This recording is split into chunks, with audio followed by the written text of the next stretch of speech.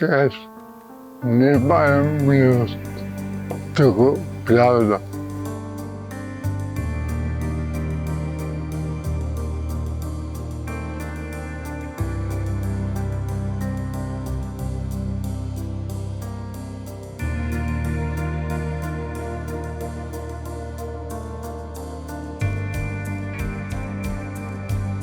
Најголем проблем во стварување на нашето право во целокупниот досегашен тек на постапката, како пред Агенцијата за спорт, така и пред Управниот суд, е толкувањето на член 4 став 4 од таа одредба.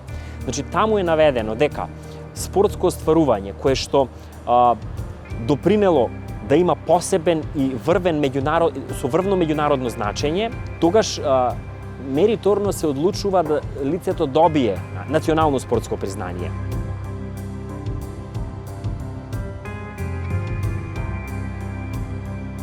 И таму се наведени случаи во кои што може, например, препливување на Ла-Манш, искачување на Монт Еверест и така натаму.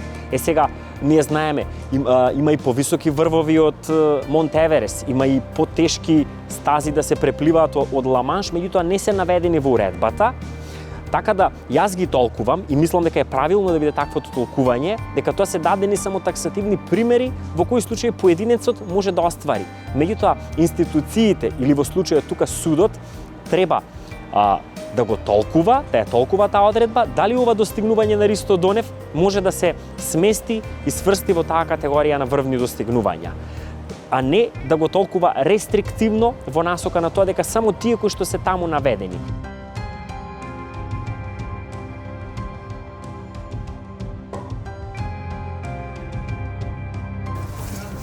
Домаќине, добри гости ти идат.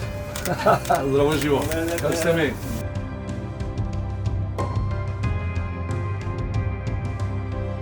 Тоа се тие парадокси кои ги живееме во нашата држава со години и години. Довербата на граѓаните во целиот правосуден систем ја знаеме, да не се преповторуваме. За жал има и други вакви случаи во кои правдата не излегува на виделина, особено не излегува брзо и за сосема други спорови, банални, дневни. Ова и необичен по својата структура.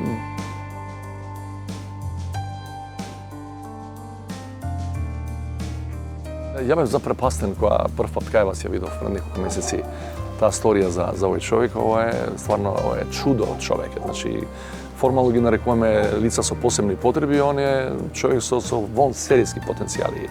Не би можел никако да влезе во таа категорија. Значи, пишува книги, проза, поезија, интернационален мајстор е во шах.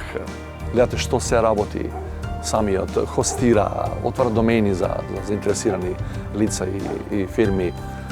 Просто да се чудиш кај еден човек и без посебни потреби како тоа го постигнува во еден ден, а не пак Ристо кој има, за жал, само 12.000 денари помош од државата.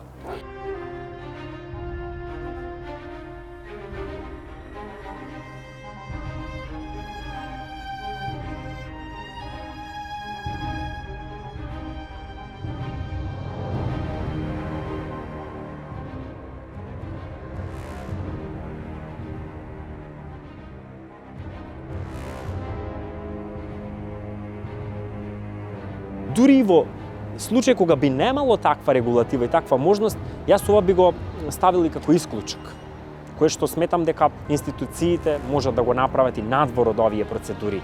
Бидејќи ова не е само признание за еден таков човек, туку ова е на некој начин и реклама за целата држава и општество дека постои такво нешто кое што е со таков капацитет како Ристо.